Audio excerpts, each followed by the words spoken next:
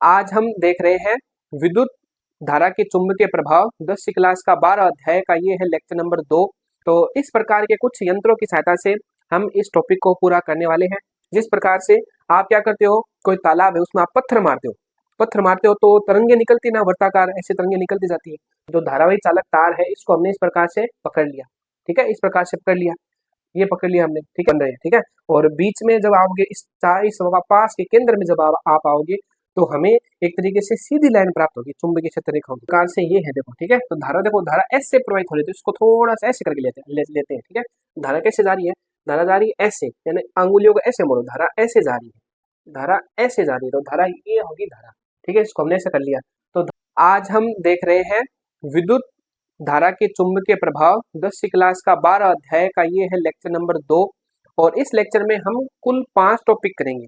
पहला टॉपिक हमारा है सीधे धारावाही चालक तार के कारण चुंबकीय क्षेत्र। दूसरा टॉपिक हम देखेंगे मैक्सवेल के दाएं हाथ का नियम, जिसे हम बोलते हैं राइट हैंड थंब रूल। और उसके पश्चात हम देखेंगे जो वर्ताकार धारावाहिक कुंडली है उसके कारण चुंबकीय क्षेत्र। और उसके बाद का हमारा टॉपिक आएगा किसी परिनालिका में जब हम धारा प्रवाहित करते हैं तो वो परिनालिका चुंबक की तरह व्यवहार करती है। और उसके बाद हम देखेंगे विद्युत चुंबक। तो इस प्रकार के कुछ यंत्रों की सहायता से हम इस टॉपिक को पूरा करने वाले हैं। इसके लिए हम क्या कर रहे हैं, ये जो आपको एक तरीके से लकड़ी दिख रही है ये हमारा सीधा धारावाहिक चालक तार है। और इसमें अगर हम धारा प्रवाहित कराएंगे तो इसके चारों तरफ एक चुंबकीय क्षेत्र उत्पन्न हो जाएगा। उस चुंबकीय क्षेत्र को हम देख तो नहीं सकते, उसे हम क्या कर सकते हैं, प्रयोग द्वारा समझ सकते हैं। तो यही प्रयोग हमें यहाँ पे करना है। पहले हम देखते हैं जो टॉपिक है उसके बारे में देखते हैं, फिर इस चित्र की सहायता से और इस यंत्र की सहायता से हम इस टॉपिक को पूरा अच्छी तरीके से समझेंगे। तो देखिए, सीधे धारावाहिक चालक के कारण उत्पन्न चुंबकीय क्षेत्र। सीधा धारावाहिक मतलब देखो सीधा तार है, उसमें धारा प्रवाहित कराओगे तो धारावाहिक हो जाएगा। चालक है इसलिए उसको क्या कर दिया, सीधे धारावाहिक चालक। और इसमें अगर हम धारा प्रवाहित कराते हैं तो इसके चारों तरफ क्या हो जाता है, एक चुंबकीय क्षेत्र उत्पन्न हो जाता है। ये हमें बात समझनी है। तो पहले हम देखते हैं, थोड़ा साथ साथ में पढ़ते हैं और साथ साथ में चित्र को भी समझते हैं। तो देखिए, जब किसी सीधे धारावाहिक चालक में धारा प्रवाहित कराते हैं तो चालक के समीप चुंबकीय क्षेत्र उत्पन्न हो जाता है। चालक के समीपस्थ बिंदु पर चुंबकीय क्षेत्र का मान ज्यादा होता है तथा दूर बढ़ने के साथ साथ चुंबकीय क्षेत्र का मान क्या हो जाता है, कम हो जाता है। तो ये बात की गई हमें, ठीक है। तो हमने ये चित्र बनाया, ये मान लो इस सीधे धारावाही चालक तार का एक्स सिरा है और नीचे वाला कौन सिरा है, वाई सिरा है। तो ये हमने एक तरीके से इसको लगा दिया है। अब इसका एक्स सिरा जो बैटरी है उसके ऋणावेश से जोड़ दिया और इसका वाई सिरा बैटरी किससे जोड़ दिया, धनावेश से जोड़ दिया। अब हमने कर दी कुंजी ऑन, तो धारा क्या होगी, प्लस से माइनस की तरफ इस तरह धारा प्रवाहित होगी, ठीक है। तो धारा प्रवाहित करने पर हम ये बोल रहे हैं कि इसकी चारों तरफ क्या होगा, चुंबकीय क्षेत्र उत्पन्न हो जाएगा, ठीक है। और इस प्रकार का चुंबकीय क्षेत्र उत्पन्न होगा कि हमें उसे बताने के लिए क्या करना पड़ेगा, हमें मैक्सवेल का जो नियम है उसको थोड़ा सा समझना पड़ेगा, ठीक है। तो ये चीज हुई हमारी। अब देखो हम क्या करेंगे, हम इसके ऊपर थोड़ा सा लोहे का बुरादा डाल देंगे, ठीक है। लोहे का बुरादा डाल देंगे और थोड़ा थोड़ा उसको ऐसे क्या करेंगे, मारेंगे, ऐसे मारते रहेंगे मारते रहेंगे मारते रहेंगे। तो इसमें क्या होगा, इसमें इस प्रकार से वर्ताकार जो लोहे का बुरादा है उसकी वर्ताकार ऐसे लाइनें बन जाएंगी, ठीक है, इस प्रकार की। जिन सभी जो वर्ताकार लाइन है इन सभी का केंद्र क्या होगा, एक ही होगा। सेकेंडरी वर्तों की ये लाइनें बन जाएगी, ठीक है। अब ये लाइनें क्या बताती है, ये लाइनें ये बता रही है कि इसमें चुंबकीय क्षेत्र उत्पन्न हो रहा है। और कैसा हो रहा है, सेकेंडरी वर्तों के रूप में चुंबकीय क्षेत्र उत्पन्न हो रहा है। जिस प्रकार से आप क्या करते हो, कोई तालाब है उसमें आप पत्थर मारते हो तो तरंगे निकलती ना, वर्ताकार ऐसे तरंगे निकलती जाती है।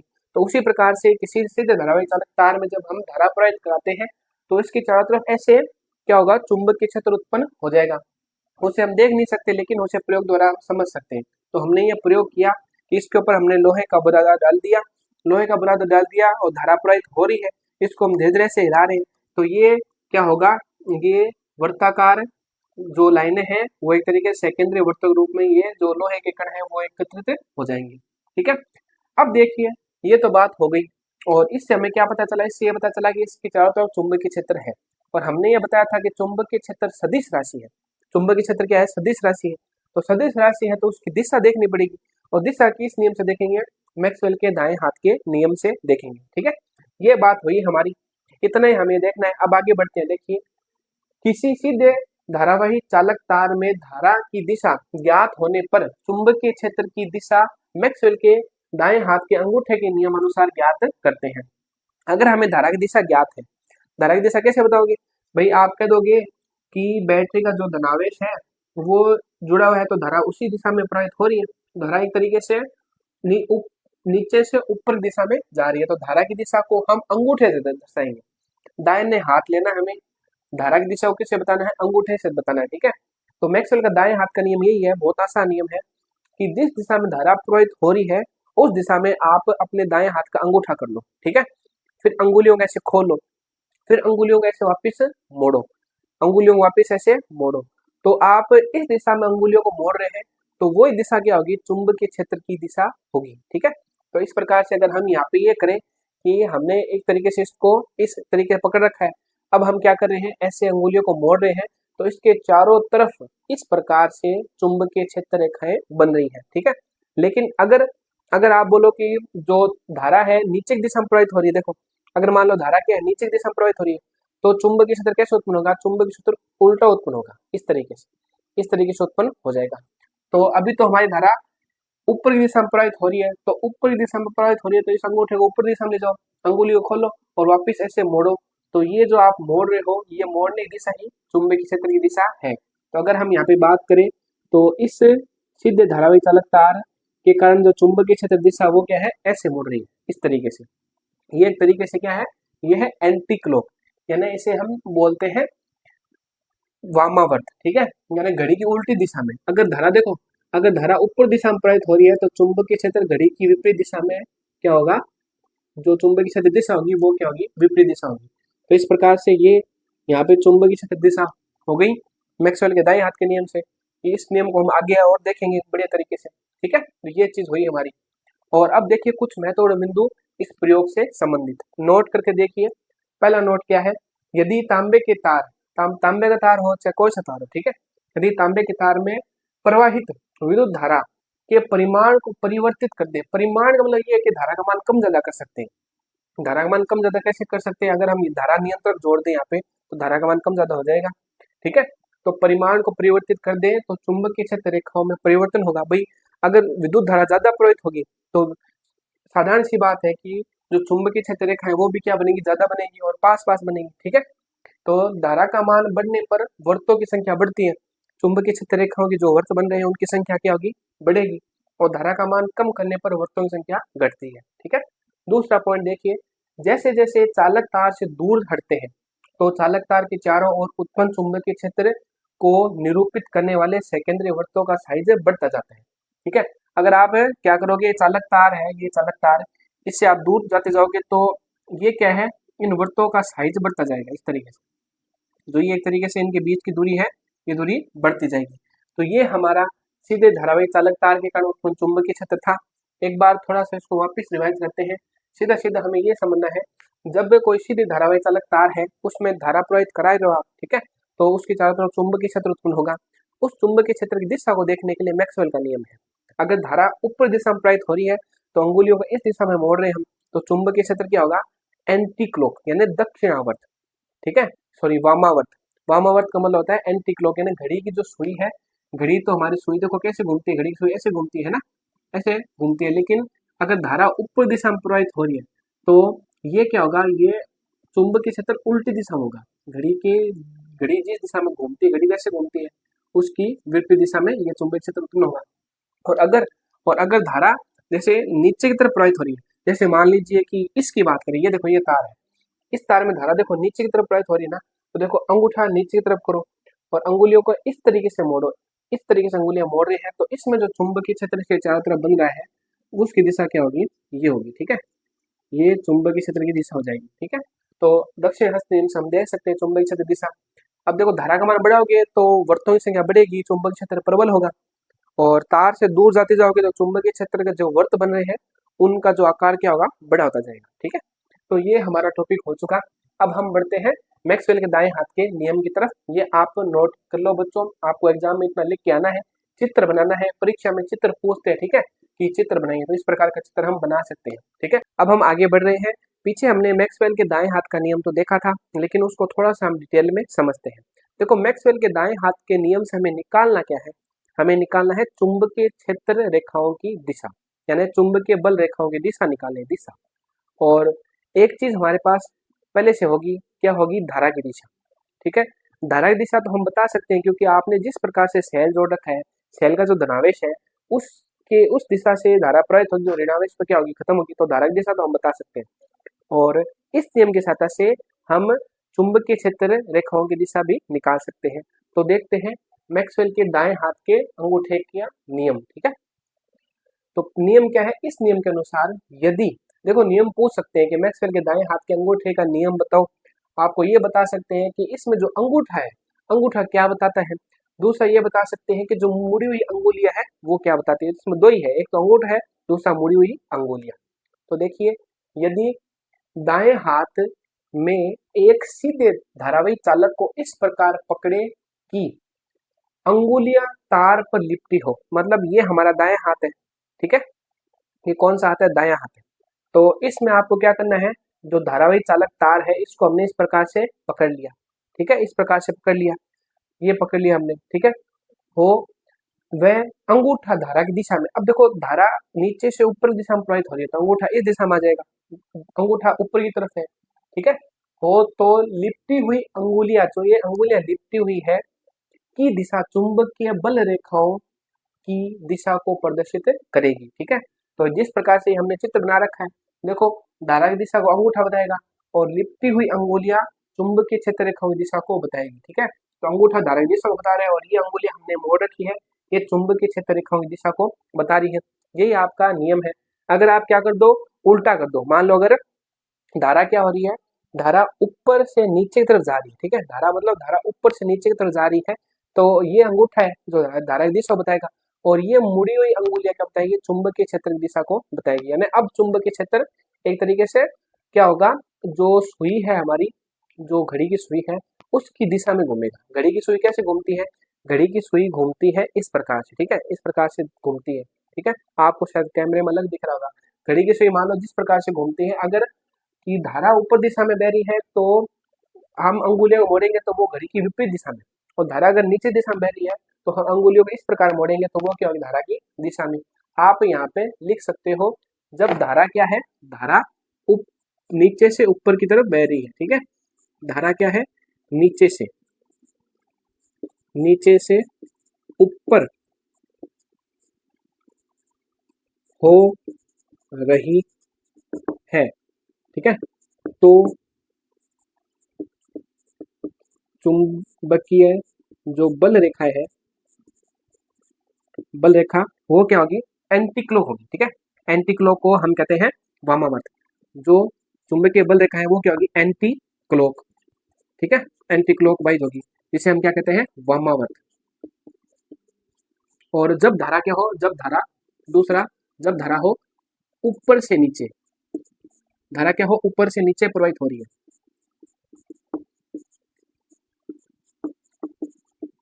प्रवाहित हो, तब देखो चुंबकीय बल रेखाओं की दिशा क्या होगी? दिशा होगी दक्षिणावर्त। दक्षिणावर्त को हम बोलते हैं क्लॉकवाइज। ठीक है, तो ये चीज हमें ध्यान रखनी है।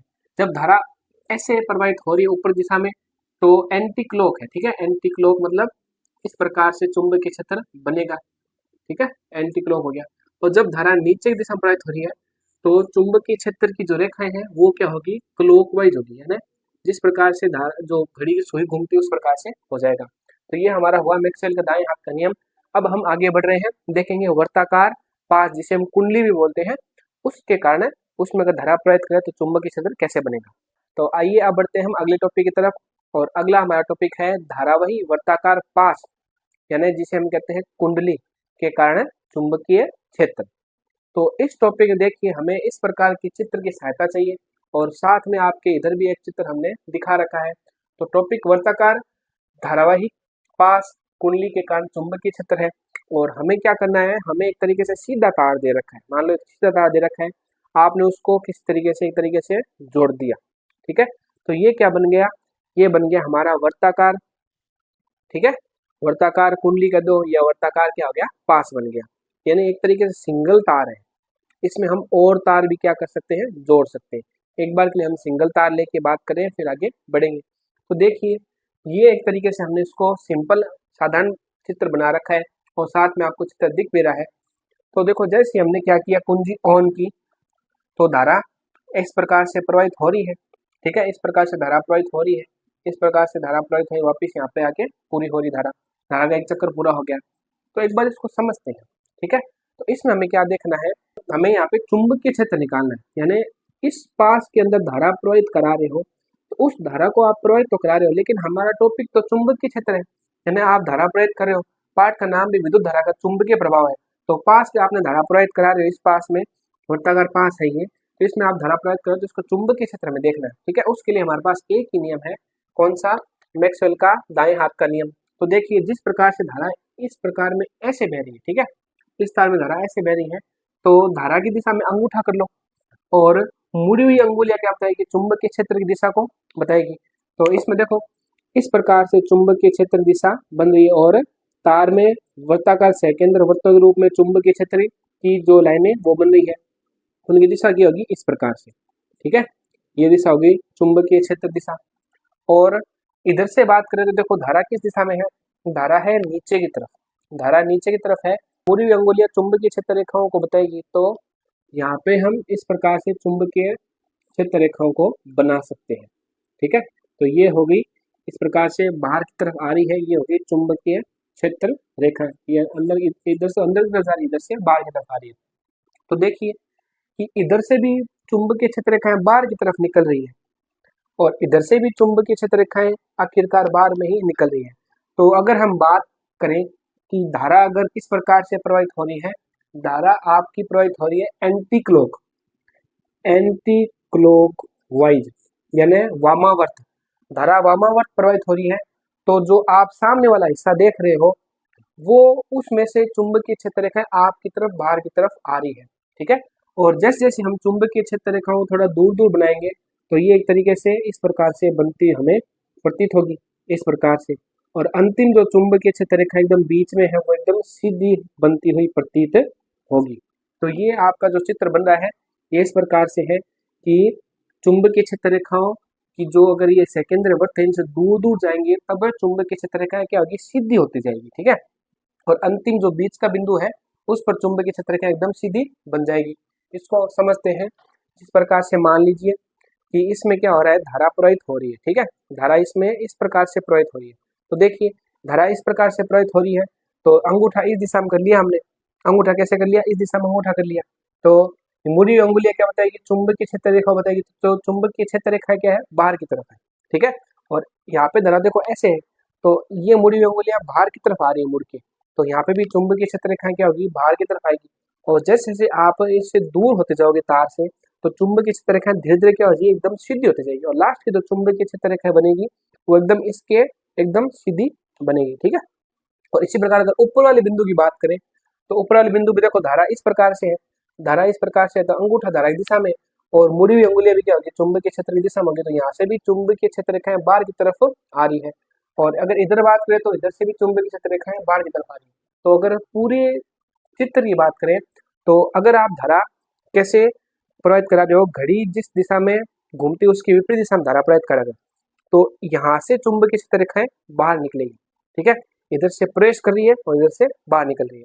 अब एक बार इसको पढ़ते हैं फिर वापस से देखते हैं। देखो एक तार को मोड़कर एक वर्ताकार पास या लूप बनाया जाता है और फिर उसमें धारा विद्युत धारा प्रवाहित करते हैं जिससे चालक के चारों ओर उत्पन्न चुंबकीय क्षेत्र तार से दूरी के व्युत्क्रम पर निर्भर करता है। जो ये चुंबकीय क्षेत्र है ये क्या है, तार से दूरी के व्युत्क्रम पर निर्भर करता है। इसका मतलब जो चुंबकीय क्षेत्र बी है वो क्या है, तार से दूरी के व्युत्क्रम पर निर्भर करता है। इसका मतलब आप तार से दूर होते जाओगे, तार से दूरी मतलब आपकी बढ़ेगी तो चुंबकीय क्षेत्र का मान क्या होगा, कम होता जाएगा, ठीक है।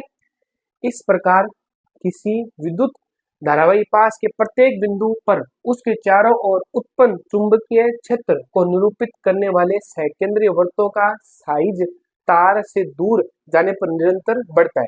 तो देखो तार से हम दूर जा रहे हैं, इस दिशा में दूर जा रहे हैं, इस तार से इस दिशा में दूर जा रहे हैं, तो जो वर्ताकार जो है आपको सेकेंडरी वृत्त दिख रहे हैं, इनका साइज क्या हो रहा है, बढ़ रहा है।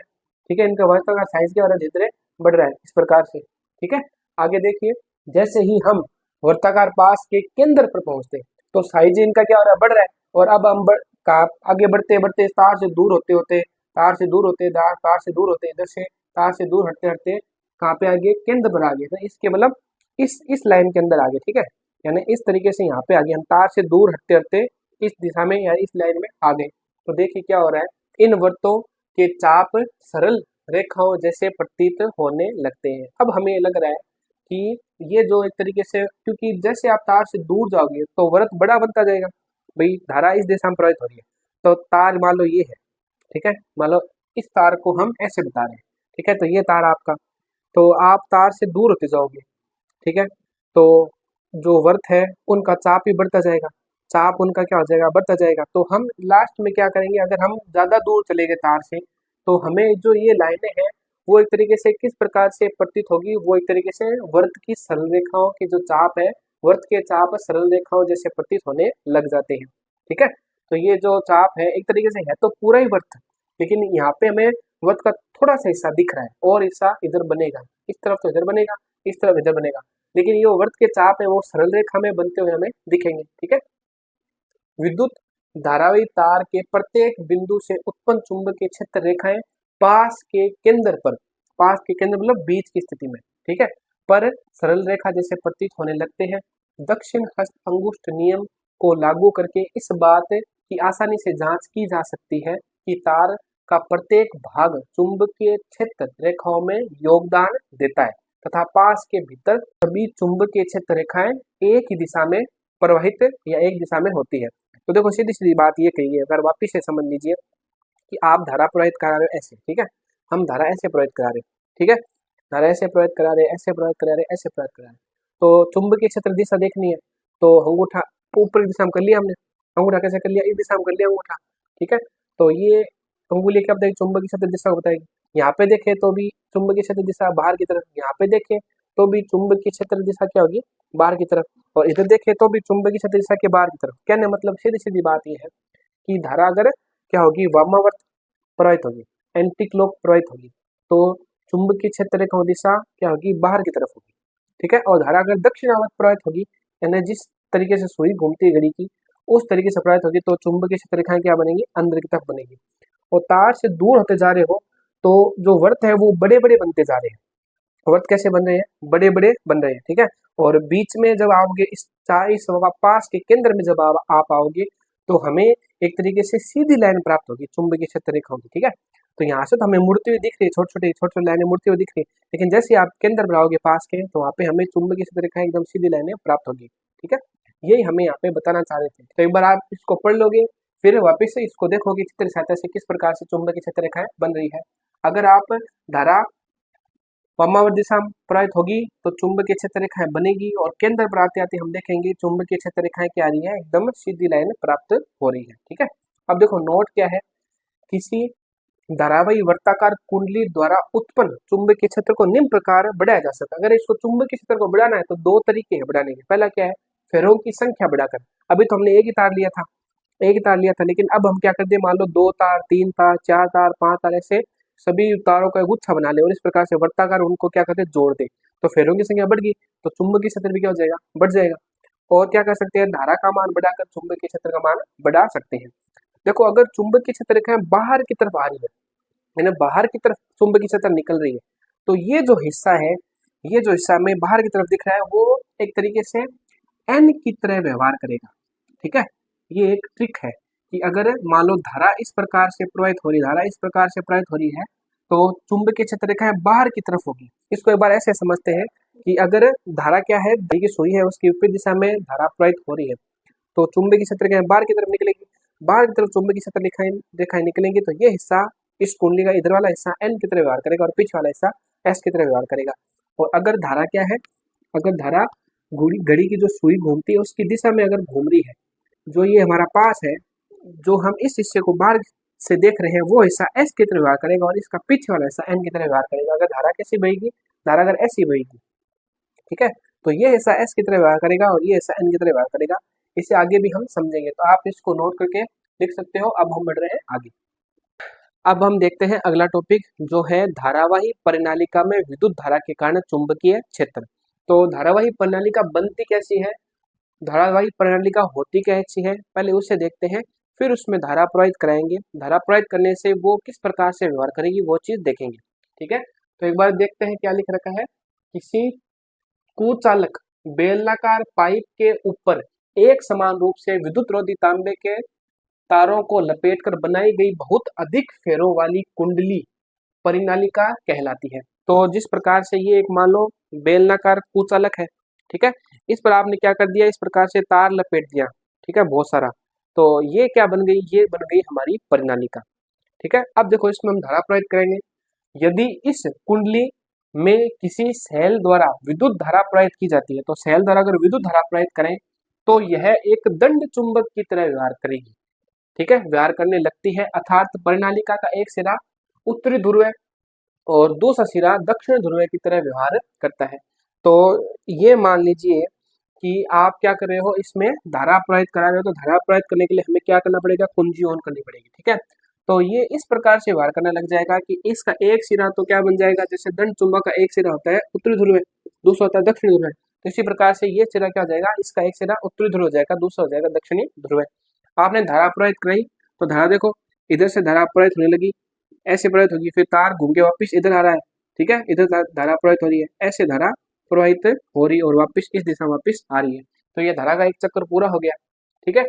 अब देखो हमने क्या देखा था, हमने ये देखा था कि मान लो जैसे धारा ऐसे प्रवाहित हो रही है, जैसे हमने देखा था ना कि मैक्सवेल के बाएं हाथ का नियम, तो जिस दिशा में धारा है उस दिशा में अंगूठा कर लो और अंगुलियों को इस दिशा में मोड़ो, तो अंगुलियों को आप इस दिशा में मोड़ रहे हो, तो चुंबकीय क्षेत्र दिशा क्या हो रही है, इधर आ रही है, यानी पहले तार के कारण धारा तो इस दिशा में है, ठीक है, और चुंबकीय क्षेत्र क्या होगा, बाहर की तरफ होगा, और दूसरे तार के कारण भी धारा इस दिशा में, और चुंबकीय क्षेत्र क्या होगा, बाहर की तरफ होगा, यानी सभी तारों के कारण क्या होगा, धारा तो होगी इस दिशा में, अंगूठा वो धारा की दिशा बताता है, और मुड़ी हुई अंगुली क्या बताती है, चुंबकीय क्षेत्र की दिशा को बताती है।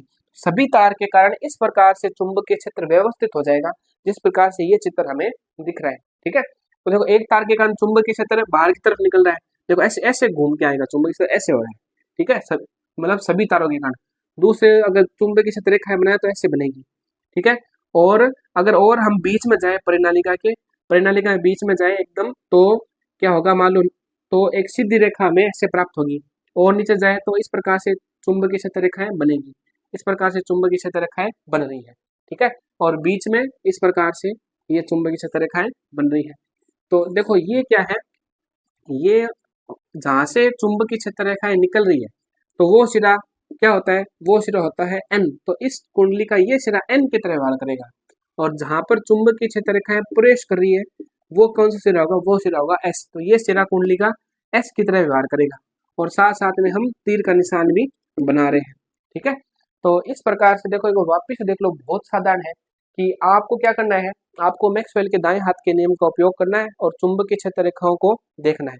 तो मैक्सवेल के दाएं हाथ का नियम क्या है कि अंगूठा होगा धारा की दिशा में, अंगूठा धारा दिशा में, ठीक है, और मुड़ी हुई अंगुलियां क्या होगी, चुंबकीय क्षेत्र दिशा में, मुड़ी अंगुलियां क्या होगी, चुंबकीय क्षेत्र की दिशा में, तो मुड़ी हुई अंगुलियां इस दिशा में है, तो एक तार के कारण चुंबकीय क्षेत्र इस दिशा में, दूसरे तार के कारण चुंबकीय क्षेत्र इस दिशा में, तो सभी तार के कारण चुंबकीय क्षेत्र इस दिशा में, यानी इधर से निकल रहा है। तो ये इस प्रकार से व्यवहार करने लग जाएगा कि चुंबकीय क्षेत्र रेखाएं यहाँ से निकल रही है और यहाँ पे आके क्या हो रही है, समाप्त हो रही है, ठीक है, यहाँ से निकल रही है, यहाँ के आगे, यहाँ पे आके क्या समाप्त हो रही है, इस प्रकार से यहाँ से चुंबकीय क्षेत्र रेखा निकल रही है, यहाँ पे आगे क्या समाप्त हो रही है, और बीच में देखें तो हमें एक सीधी लाइन प्राप्त हो रही है।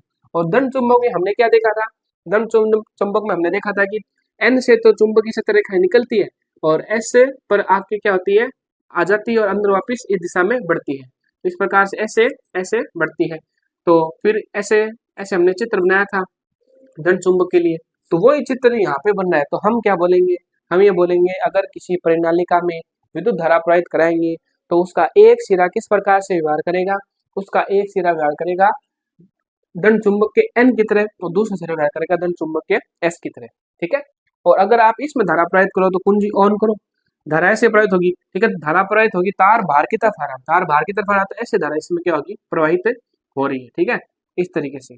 तो अब देखो, अब आपको वापस देखना है, तो देखो अंगूठा किस दिशा में, अंगूठा धारा की दिशा में होना चाहिए, और जो अंगुलियां हैं वो चुंबकीय क्षेत्र की दिशा में होनी चाहिए। तो इधर से चुंबकीय क्षेत्र रेखाएं बाहर की तरफ निकल रही है, इस तार के कारण चुंबकीय क्षेत्र रेखाएं इधर से बाहर निकल रही है, इसके कारण भी ऐसे बाहर निकल रही है। तो इस प्रकार से ये चुंबकीय क्षेत्र व्यवस्थित हो जाता है कि ये सभी चुंबकीय क्षेत्र रेखाएं ऐसे बनेगी, ठीक है, इनका जो वक्र है वो इस तरीके से बनेगा।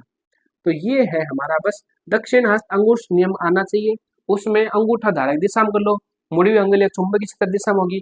एक तार होता तब तो हम कहते थे ठीक है, यहाँ से ये तार था मान लो, तब तो हम कहते थे कि भाई ठीक है, ऐसे निकल रही धाराएं, ऐसे चुंबकीय क्षेत्र बन रही है, ठीक है, मान लो ऐसे चुंबकीय क्षेत्र रेखाएं बन रही है बाहर की तरफ, और यहाँ पे आगे क्या हो रही है, पूरा एक चक्कर लगा रही है, लेकिन बहुत सारे तार है, तो ये चुंबकीय क्षेत्र इस प्रकार से व्यवस्थित हो जाता है कि अंदर तो प्रणाली के अंदर तो चुंबकीय क्षेत्र एक समान यानी समांतर हो जाता है, और बाहर आके ऐसे क्या हो जाती है, वक्र पूरा बन जाता है, ठीक है। तो इनका इस प्रकार से चुंबकीय क्षेत्र की रेखाओं का चित्र बनेगा, ठीक है, यानी यहाँ से ये निकल रही है, इधर से निकल रही है, और इधर आके क्या हो रही है, समाप्त हो रही है, इधर आके समाप्त हो रही है, तो ये एन सिरा हो जाएगा, और ये क्या हो जाएगा, एस सिरा। अगर धारा आप इस दिशा में प्रवाहित करा रहे हो तो ये एन सिरा होगा, ये एस सिरा होगा, पता कैसे लगेगा, पता लगाना पड़ेगा तो मैक्सवेल के दक्षिण हस्त अंगुष्ठ नियम से, बस धारा की दिशा में अंगूठा कर लो, और मुड़ी अंगुली अपने बता दी कि चुंबकीय क्षेत्र यहाँ से निकल रहा है, और यहाँ पे आगे वापस पूरा हो रहा है, यहाँ से निकल रहा है, यहाँ पे आगे पूरा एक चक्कर लगा रहा है, ठीक है। तो ये सिरा एन, ये सिरा एस, ये सिरा एन और ये सिरा एस। तो इस प्रकार से ये एक तरीके से दंड चुंबक की तरह व्यवहार करता है, यही हमारा टॉपिक है। इसमें अभी अभी थोड़े से और पॉइंट देखने हैं, वो हम आगे देखेंगे। एक बार आप वीडियो को पॉज करके ये बना सकते हो, ये वाला चित्र बना लेना, ठीक है, और इसको आप मत बनाना क्योंकि एक्स्ट्रा समझाने के लिए था, ठीक है। तो बच्चों हम आगे बढ़ते हैं, परिनालिका से संबंधित कुछ महत्वपूर्ण तथ्य और जानते हैं। अगर आपको परिनालिका का चित्र पूछे तो बच्चों ये चित्र बनाना है, ठीक है, ये एकदम बढ़िया तरीके से हमने चित्र बना रखा है, ऐसा चित्र आपको बनाना है, ठीक है।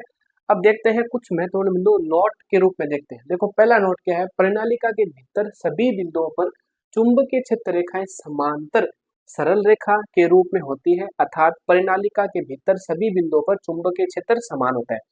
परिनालिका के भीतर की बात करें तो देखो ये सभी रेखाएं हमें समांतर जाती हुई प्रतीत हो रही है, बाहर जाके तो मुड़ रही है, लेकिन अंदर क्या है, एक समान चुंबकीय क्षेत्र है, ठीक है, क्योंकि जो फेरे हैं वो बहुत पास पास है, तो उनके कारण जो चुंबकीय क्षेत्र रेखाएं बनेगी वो क्या बनेगी, एक तरीके से समांतर चुंबकीय क्षेत्र रेखाएं बनेगी। दूसरा पॉइंट क्या है, धारावाही परिनालिका में धारा की दिशा बदलने पर परिनालिका की ध्रुवता बदल जाती है, यानी अगर आप धारा की दिशा बदलो, मतलब सेल को निकाल के सेल को उल्टा जोड़ दो, यानी इधर प्लस कर दो इधर माइनस कर दो, तो इसकी ध्रुवता बदल जाएगी। जैसे यहाँ पे एस एन बन रहा है, यहाँ पे एस बन रहा है, इस स्थिति में अगर आप सेल को उल्टा कर दोगे तो यहाँ पे एन बन जाएगा और यहाँ पे क्या बन जाएगा, एस बन जाएगा। तो इसका मतलब यही है कि अगर आप धारा की दिशा बदलो यानी सेल को उल्टा जोड़ दो तो परिनालिका की ध्रुवता क्या हो जाती है, बदल जाती है। तीसरा बिंदु देखिए, परिनालिका को सामने से देखने पर यदि धारा की दिशा दक्षिणावर्त है तो वो क्या होगा, दक्षिण ध्रुव होगा, ठीक है, और यदि धारा की दिशा वामावर्त है तो वो कौन सा ध्रुव होगा, उत्तरी ध्रुव होगा। इसको समझते हैं। देखिए कि मान लीजिए कि धारा इस प्रकार से प्रवाहित हो रही है, ठीक है, धारा इस प्रकार से प्रवाहित हो, धारा देखो धारा इस प्रकार से प्रवाहित हो रही है ना, धारा इस प्रकार से प्रवाहित हो रही है, तो ये कौन सा हो गया, ये हो गया वामावर्त। देखो धारा ऐसे प्रवाहित हो रही है, देखो इसको है ना, इसको इसको अगर हम देखो ऐसे बदले कि जिस प्रकार से ये है, देखो ठीक है, तो धारा देखो धारा ऐसे प्रवाहित हो रही है, तो इसको थोड़ा सा ऐसे करके लेते हैं, ठीक है। धारा कैसे जा रही है, धारा जा रही है ऐसे, यानी अंगुलियों को ऐसे मोड़ो, धारा ऐसे जा रही है, धारा ऐसे जा रही है, तो धारा ये होगी धारा, ठीक है, इसको हमने ऐसे कर लिया। तो धारा ये कौन सी दिशा है, ये वामावर्त दिशा है, यानी एंटी क्लॉकवाइज है, ठीक है, एंटी क्लॉकवाइज, ये एंटी क्लॉकवाइज डायरेक्शन है, ठीक है, यानी घड़ी की विपरीत दिशा में। तब उस स्थिति में जो सिरा इस तरफ जो बनेगा वो क्या होगा, वो होगा एन, यानी उत्तरी ध्रुव है। और धारा अगर क्या है, दक्षिणावर्त है, जैसे इधर देखो, इधर धारा देखो, इधर धारा कैसे जा रही है, ऐसे जा रही है, ठीक है। तो देखो ये हमने कर दिया, धारा कैसे जा रही है, आपको दिख रहा है ऐसे जा रही है, घड़ी की सुई भी ऐसे क्या करती है, घूमती है, ठीक है, घड़ी की सुई ऐसे घूमती है, तो ये वाला जो सिरा बनेगा वो क्या होगा, एस बनेगा। और अगर आप इधर से देखो तो ये धारा ऐसे जा रही थी, तो ये वाला सिरा क्या होगा, एन होगा। सीधी सीधी बात है, अंगुलियों को ऐसे घुमाओ, अंगूठा जिस दिशा में है वहां पे चुंबकीय क्षेत्र रेखाएं होगी, ये एक समझने की ट्रिक है, ठीक है। अंगुलियां इस दिशा मुड़ रही है, आपकी धारा ऐसे जा रही है, धारा ऐसे जा रही है, तो अंगूठा इस दिशा में, तो चुंबकीय क्षेत्र रेखाएं इधर से बाहर निकल रही है, इधर से बाहर निकल रही है और इधर से प्रवेश कर रही है, पीछे से प्रवेश कर रही है, इधर से बाहर निकल रही है। तो अगर धारा की दिशा दक्षिणावर्त है, सॉरी धारा की दिशा वामावर्त है, वामावर्त दिशा यानी एंटी क्लॉकवाइज है, तो वो सिरा एन बनेगा। और अगर धारा की दिशा क्या है, दक्षिणावर्त है, तो वो सिरा क्या बनेगा, एस बनेगा। तो ये ट्रिक है, देखो अगर धारा की दिशा क्या है, वामावर्त में धारा अगर एस से प्रवाहित हो रही है, ठीक है, तो आप एन बना दो, इस तरीके से एन बना दो, ये एन बन गया। तो ये एन का तीर इसी दिशा में और ये नीचे वाला इस दिशा में। वो धारा अगर कैसी है, धारा है अगर मान लो धारा है कौन सी, दक्षिणावर्त, यानी जैसे घड़ी की सुई घूमती है उस दिशा में, तो आप एस बनाओ, ऐसे ऐसे एस बनाओ, तो ये तीर बनाओ, ये तीर बनाओ, तो ये धारा की दिशा होगी इस प्रकार से, ठीक है। तो धारा की दिशा अगर वामावर्त है तो वो कौन सा ध्रुव होगा, एन ध्रुव होगा, और धारा की दिशा अगर दक्षिणावर्त है तो वो कौन सा ध्रुव होगा, एस ध्रुव होगा इस कुंडली का। तो ये कुंडली एक तरीके से दंड चुंबक की तरह व्यवहार कर रही है। चुंबकीय क्षेत्र रेखा जहां से निकल रही है वो सिरा एन की तरह व्यवहार करेगा, और चुंबकीय क्षेत्र रेखा जहां प्रवेश करेगी वो सिरा एस की तरह व्यवहार करेगा। तो ये एक तरीके से दंड चुंबक बन गया, यानी इस तरीके का ये चुंबक बन चुका है, ठीक है, अस्थायी। धारा जैसे आप बंद कर दोगे तो ये चुंबकीय क्षेत्र रेखा वापिस क्या हो जाएगी, समाप्त हो जाएगी, ठीक है। तो ये अस्थायी चुंबक है। अब देखते हैं हम कि परिनालिका द्वारा उत्पन्न चुंबक क्षेत्र की तीव्रता निम्नलिखित बातों पर निर्भर करती है। फेरों की संख्या, अगर आप फेरों की संख्या बढ़ाओगे तो चुंबकीय क्षेत्र बढ़ेगा, फेरों की संख्या कम कर दोगे तो चुंबकीय क्षेत्र क्या हो जाएगा, कम हो जाएगा। धारा के मान पर देखो, धारा का मान अगर हम बढ़ाएंगे तो चुंबकीय क्षेत्र क्या होगा, बढ़ेगा, ठीक है, प्रबल चुंबकीय क्षेत्र उत्पन्न हो जाएगा। धारा का मान कम कर दोगे तो चुंबकीय क्षेत्र क्या हो जाएगा, कम हो जाएगा। परिनालिका के अंदर यदि किसी चुंबकीय पदार्थ जैसे लोहे की छड़ रख दी जाए तो परिनालिका के अंदर चुंबकीय क्षेत्र बढ़ जाता है। इस लोहे की छड़ को परिनालिका की क्या कहते हैं, क्रोड कहते हैं। अगर देखो ये परिनालिका है, इसके अंदर हमने लोहे की छड़ रख दी, ठीक है, मान लो ये लोहे की छड़ ऐसे तरीके से रख दी, दिख रहा है, ये लोहे की छड़ हमने एक तरीके से मान लो रख दी है, तो उस स्थिति में क्या होगा कि चुंबकीय क्षेत्र बहुत बढ़ जाता है, ठीक है। तो वो लोहे की जो छड़ आप परिनालिका के अंदर रख रहे हो उसे हम क्या बोलते हैं, परिनालिका की क्रोड बोलते हैं। ये हुए हमें परिनालिका के बारे में कुछ महत्वपूर्ण तथ्य, आप इसका स्क्रीनशॉट ले सकते हो। अब हम बढ़ रहे हैं अंतिम टॉपिक की तरफ जो हमारा है विद्युत चुंबक। अब हम देखते हैं इस क्लास का अंतिम टॉपिक है विद्युत चुंबक, ठीक है। तो देखिए क्या है विद्युत चुंबक, परिनालिका के भीतर उत्पन्न चुंबकीय क्षेत्र का उपयोग किसी चुंबकीय पदार्थ जैसे नरम लोहे की रोड, ठीक है, नरम लोहे की रोड को परिनालिका के भीतर रखकर चुंबक बनाने में किया जाता है। तो देखो ये परिनालिका है, इसके अंदर चुंबकीय क्षेत्र उत्पन्न हो चुका है क्योंकि हमने धारा प्रवाहित कराई है और चुंबकीय क्षेत्र उत्पन्न हो चुका है, तो ये इसका एन सिरा बन गया, ये इसका एस सिरा बन गया, ठीक है। तो इस चुंबकीय क्षेत्र का उपयोग हमें करना है, तो इसके लिए हम क्या कर सकते हैं, इस परिनालिका के अंदर क्या डाल सकते हैं, नरम लोहे की रोड डाल सकते हैं। नरम लोहे की रोड डालेंगे तो वो नरम लोहे की रोड भी क्या करेगी, चुंबक की तरह व्यवहार करने लग जाएगी और एक तरीके से इसका चुंबकीय क्षेत्र बढ़ जाएगा, ठीक है। तो इसे हम क्या बोलते हैं, इसे बोलते हैं अस्थायी विद्युत चुंबक बनाने के लिए कच्चे लोहे का उपयोग किया जाता है। एक बार वापिस से देखते हैं, परिनालिका के भीतर उत्पन्न चुंबकीय क्षेत्र का उपयोग किसी चुंबकीय पदार्थ जैसे नरम लोहे की रोड को भीतर रखकर यानी परिनालिका के भीतर रखकर चुंबक बनाने में किया जाता है। अस्थायी विद्युत चुंबक बनाने के लिए कच्चे लोहे का उपयोग किया जाता है, जबकि स्थायी चुंबक बनाने के लिए स्टील का उपयोग किया जाता है। तो हम इसके अंदर कच्चा लोहा, ठीक है ना, या नरम लोहे की रोड या स्टील को रखकर अस्थायी और स्थायी चुंबक बना सकते हैं। परिनालिका के अंदर एक समान चुंबकीय क्षेत्र है, अगर आपने इसमें नरम लोहे की रोड रख दी या कच्चे लोहे की रोड रख दी तो अस्थायी चुंबक बन जाएगा, ठीक है। अस्थायी मतलब ये है कि अगर धारा प्रवाहित हो रही तब तो वो चुंबक की तरह व्यवहार करेगा, और धारा जैसे आप बंद कर दी तो वो क्या हो जाएगा, उसका चुंबकत्व वापिस समाप्त हो जाएगा। लेकिन आपने स्टील की रोड रख दी, अगर आपने स्टील की रोड रख दी तो वो लंबे समय तक रोड जो स्टील की है वो चुंबक की तरह व्यवहार करेगी। तो विद्युत चुंबक का मतलब यही है कि हम विद्युत धारा प्रवाहित करा के कोई वस्तु को चुंबकीय वस्तु बना सकते हैं कुछ समय के लिए। अगर लोहे की रोड है तो उसे परिनालिका के अंदर रख दो, तो अगर आप धारा प्रवाहित करा रहे हो परिनालिका के अंदर जो चुंबकीय क्षेत्र उत्पन्न हो रहा है उसी चुंबकीय क्षेत्र की वजह से जो लोहे की रोड है वो अस्थायी चुंबक बन जाएगी। जैसे धारा बंद की तो उसका चुंबकत्व समाप्त। लेकिन परिनालिका के अंदर अगर आपने स्टील की रोड डाल दी तो वो एक तरीके से स्थायी चुंबक की तरह व्यवहार करने लग जाएगी, अगर धारा आपने बंद कर दी तो भी, ठीक है। तो इस टॉपिक में हमें यह देखना है कि हम परिनालिका के विद्युत चुंबकीय क्षेत्र का उपयोग करके स्थायी और अस्थायी चुंबक किस प्रकार से बना सकते हैं। तो आप इसका स्क्रीनशॉट ले सकते हो। अब हम मिलेंगे बच्चों अगले वीडियो में, ये लेक्चर हमारा पूरा हो चुका है, तो तब तक के लिए ऑल द बेस्ट।